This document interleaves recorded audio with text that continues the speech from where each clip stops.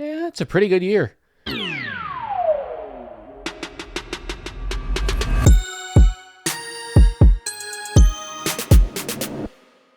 So, the Oscars are right around the corner, and I figured I would rank all 10 of the Best Picture nominees from the worst to the best. Of course, this is just my opinion. I really liked a lot of these movies. I didn't like some of them, so this is going to be different than pretty much anyone else's ranking. Without further ado, let's get right into it. My number 10 is going to be Tar. Now, I understand that this is a movie that a lot of people really liked.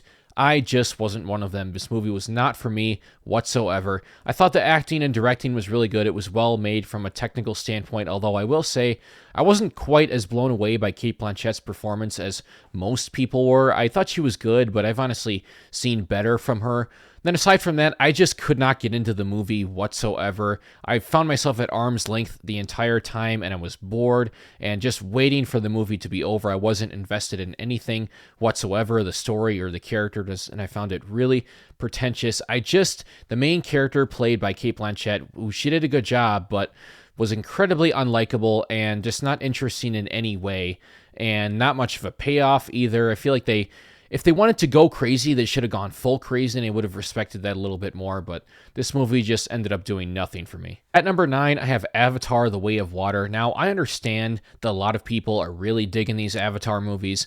I am not one of them. I really wish James Cameron would do something else, and it's really a shame that he's basically committed the rest of his career to doing these movies. The visuals are great. They are phenomenal. I mean, that's what the movie is known for. What these two Avatar movies are known for is the visuals. And they are really good, for sure. And it was really cool to watch this movie in a big-ass theater in 3D. And I'm not normally that big of a fan of 3D. And the third act fight was pretty cool, but going along with my issues, I wasn't even really invested at that point because I don't care for any of these characters. I find them incredibly hollow in all of their interactions and their conflicts and issues with each other to just be very surface level and cliche. I found the villain to be incredibly generic and cliche, so I didn't even really care about the third act despite the fact that it looked pretty cool. I'm just not into these movies story-wise and character-wise, and as a story and character person, I can't rate a movie very high unless those two things are at the forefront and then I'm invested in them. I just found the movie very boring. There was no reason it had to be 3 hours long. I'm not into these Avatar movies. They're not for me, and I wish Cameron would do something else. At number 8, I have Triangle of Sadness. Now, this one was quite a big letdown for me. I was really looking forward to it and had heard really good things, and I really liked the idea of it. And I watched it, and I really liked the commentary about rich people, although I think that the menu actually did it better. And I also got a lot of laughs out of this movie. I thought it was really funny at times, particularly the puking and shitting stuff. I was laughing really hard during those scenes, although admittedly they do go on a little bit too long.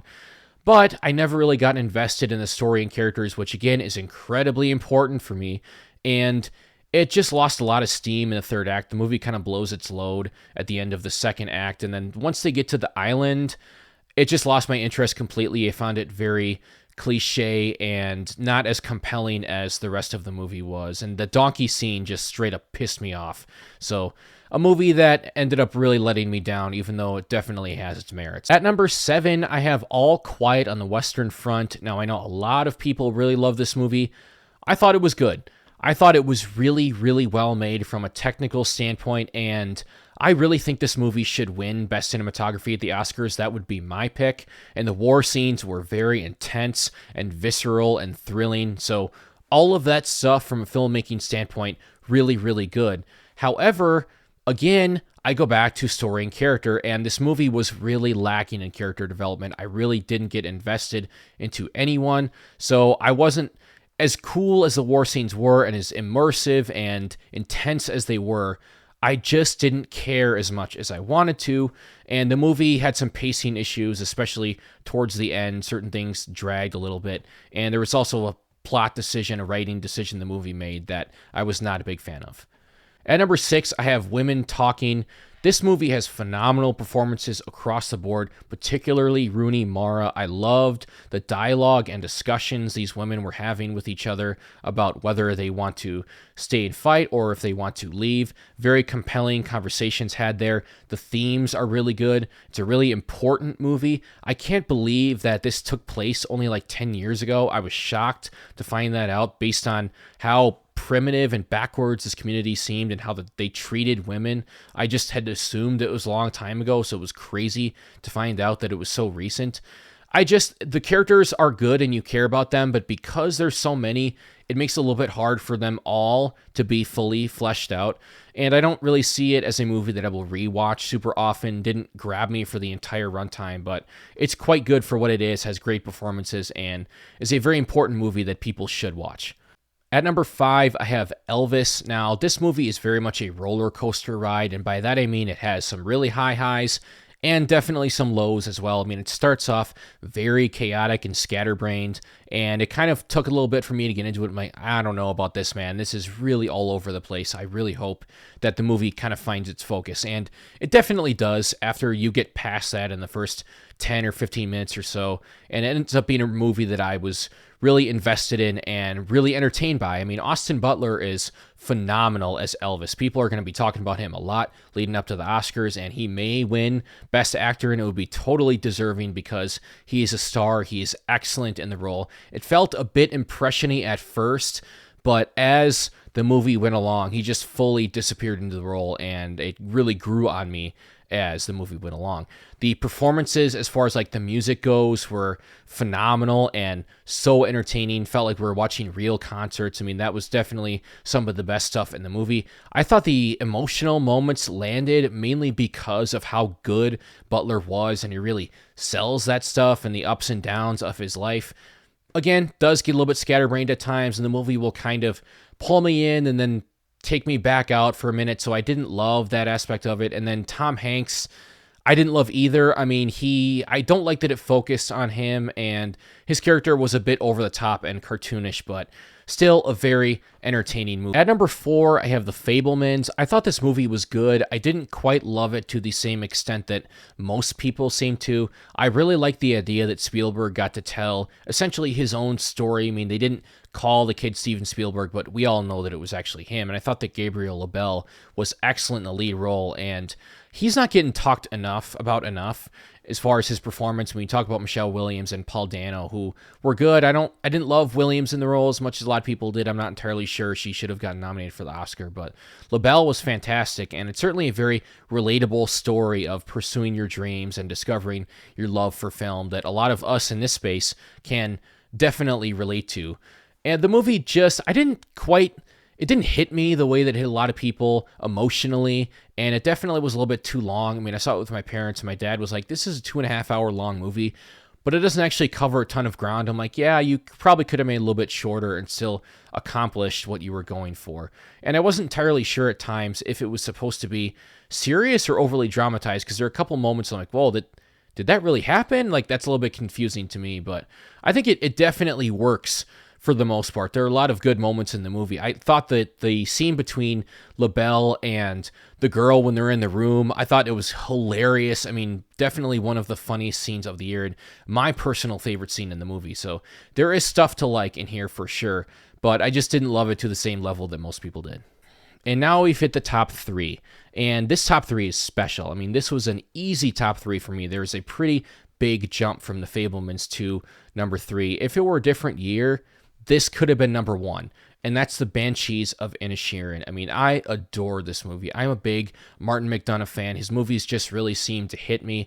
I don't tend to rewatch them as much as some other movies, so that's about the only knock I have against this one, as well as not loving everything about the ending. But aside from that, this movie just did everything right. I mean, I talk all the time about how much I value character development, and this movie has it in spades, particularly with Farrell, the journey that he goes on in this movie, to where Brendan Gleeson's character basically decides to end their friendship out of nowhere, and Farrell's so confused, and they have all these trials and tribulations and the conflict that arises and the lengths that Farrell will go to maintain the friendship and the lengths that Gleason will go to get Farrell off his back to end the friendship. There's some great themes in there.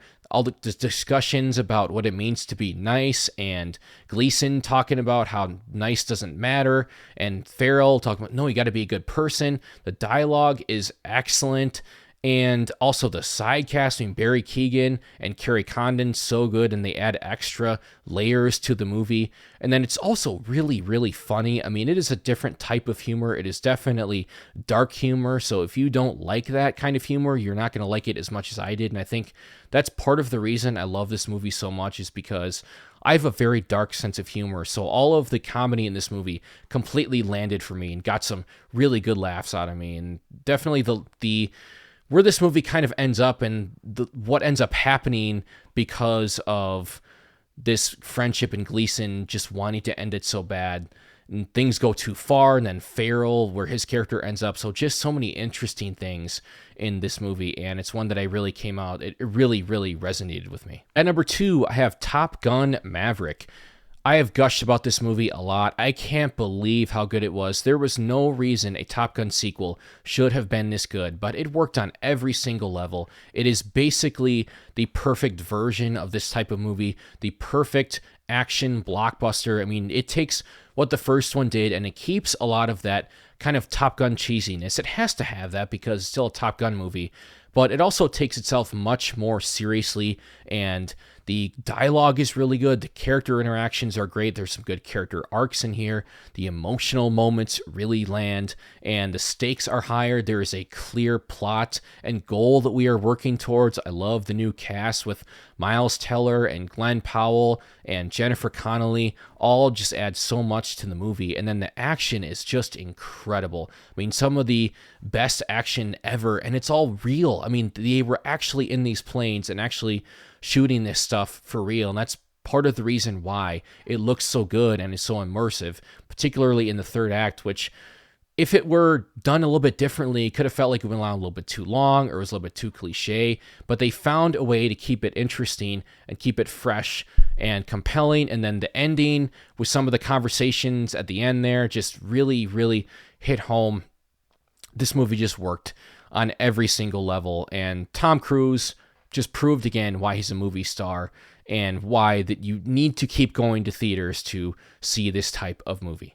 But at number 1, and it was never going to be anything else, it's not even close. As soon as I saw this movie, I knew that it was my number 1 of the year and one of my favorite movies of all time. I've talked about it so much, and I'll probably not stop talking about it for a while. Everything, Everywhere, All at Once. I mean, there are many times where I go into movies that people talk about, this is one of the best movies ever made. I'm like, yeah, I don't know about that. And I see it and I'm like, it was fine, it was good, but I think people are overhyping it. This is not one of those. This one is magical. I mean, it is so unique and fresh with the way that it uses the multiverse. It is by far and away the best version of the multiverse I've ever seen in a movie, way better than that shit in Multiverse of Madness. And the action is so unique and creative as well, and some of the cool stuff they do with that. It is incredibly funny. I mean, it is one of the funniest movies I've ever seen. There were several laugh-out-loud moments, mainly because some of the humor just is stuff that most people wouldn't be able to come up with. I think that's a testament to the Daniels and just how weird they are in a good way, that they're able to come up with some of this stuff that just you would never expect or think of yourself. But what really makes this movie is the characters.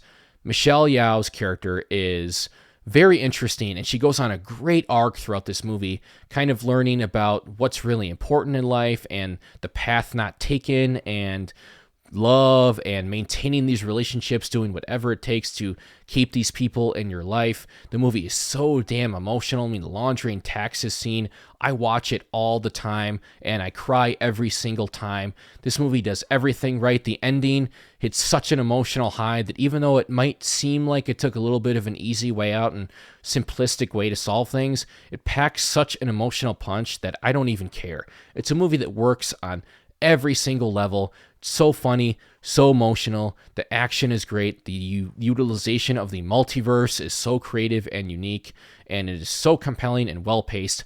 I can't say enough good things about this movie. I've talked about it a lot, and I will probably not stop talking about it. So there you have it, guys. There's my ranking of all 10 Best Picture nominations for 2022 movies in the 2023 Oscars. How would you rank these movies? Drop a comment below, and let's start a conversation about it. If you enjoy this video, hit the like button. Likes are super important for helping me grow my channel, push my videos out to more people. And if you enjoy my content in general, subscribe, hit the notification bell to get notified when I post a video, and stay tuned. I got a lot more stuff coming. I will see you soon.